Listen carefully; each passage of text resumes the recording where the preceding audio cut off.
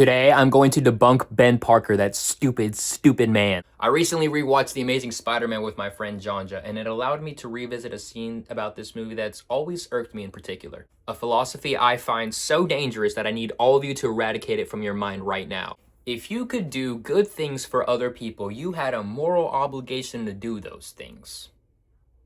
And I'm sorry for anyone that this offends, but this is genuinely terrible advice and a horrible rendition of the famous saying, with great power comes great responsibility. And I'm gonna prove it. Now, at first, this framework seems plausible. Do good when you can, be selfless, help other people, right? But here's the thing that Ben Parker is missing. You could always be doing more. Right now, you could donate half of your paycheck to charity.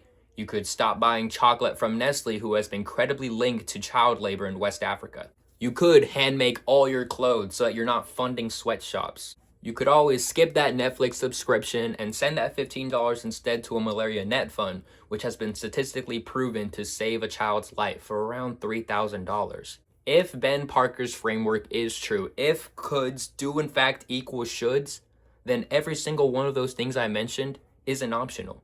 It's a moral obligation. You're not choosing, you're responsible. So why aren't you doing all of those things now?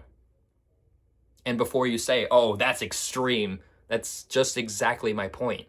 What Ben Parker stumbled into is a position that philosophers call hard consequentialism. The idea that you're morally obligated to produce the best possible outcome always, with whatever resources you have. The most famous version of this was laid out by philosopher Peter Singer in his 1972 essay, Famine, Affluence, and Morality. Singer argued that if you could prevent anything bad from happening without sacrificing anything of comparable moral significance, then you're obligated to do it. Sounds reasonable, right?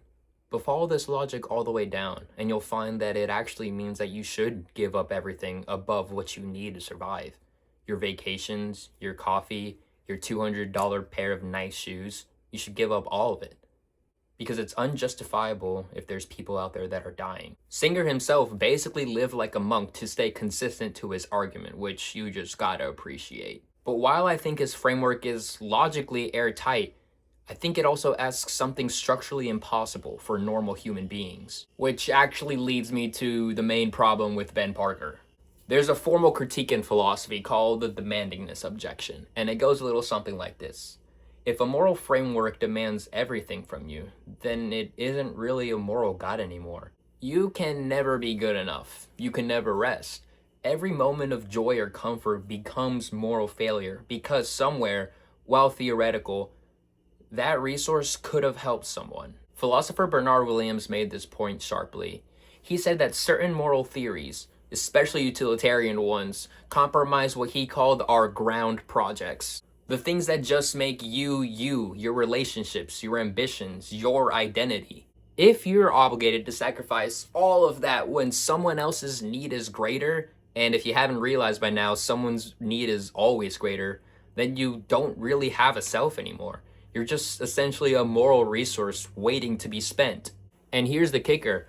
A morality that erases the person doing the moral work is self-defeating. You can't sustain it. And if you can't sustain it, what's the benefit? Here's the core logical issue with Ben's line in specific. He collapses the distinction between ability and obligation. He treats I could do this as automatically equivalent to I must do this. But that's not how we think about anything else in life. I could just give someone out on the street one of my kidneys. I only need one, and someone out there definitely needs two. Does that make me morally obligated to give up one of my kidneys? Not a chance. And most people would say no. And that's not because they're selfish. It's because there's a significant difference between what's going above and beyond and what's expected of you. Philosophers actually have a word for what's going above and beyond what's morally required. It's called supererogation. The paradox of supererogation is... Philosophers actually have a word for going above and beyond what's morally required. It's called supererogation. Donating a kidney to a stranger is supererogatory, heroic even, but it's not obligatory. And that's why I find Richard Parker's philosophy so funny, because it completely eliminates this category entirely. Everything you could do becomes something you must do. It's not the moral elevation that he was hoping for, but a complete collapse of it. Now look, I'm not saying don't try to be good. Obviously try to be good. But a more honest framework would probably look more like, and I'll show my cards here, virtue ethics, the tradition going back to Aristotle. Instead of computing obligations from outcomes, it simply asks the question of, what would a person of good character do in this context given their actual life? That's a livable question. It leaves room for your limits, your relationships, as well as your humanity. It just doesn't demand you to become this hollow instrument designed purely for maximum utility. It simply asks you to just be a person with genuine care for others, yes, but also with a real life worth living. Ben Parker was trying to teach Peter an important lesson. Power without responsibility is dangerous, very real. But the way he said it, logically it demands moral perfection, and moral perfection isn't a standard any real person can actually live by. So the next time someone quotes, "with great power comes great responsibility," sure, that's fine, good even. But if anyone ever tells you that good equals must, that your ability to do good is the same as your obligation to do it, remember, that's just a philosophy that leaves you with nothing left over. And a version of you with nothing left isn't helping anybody.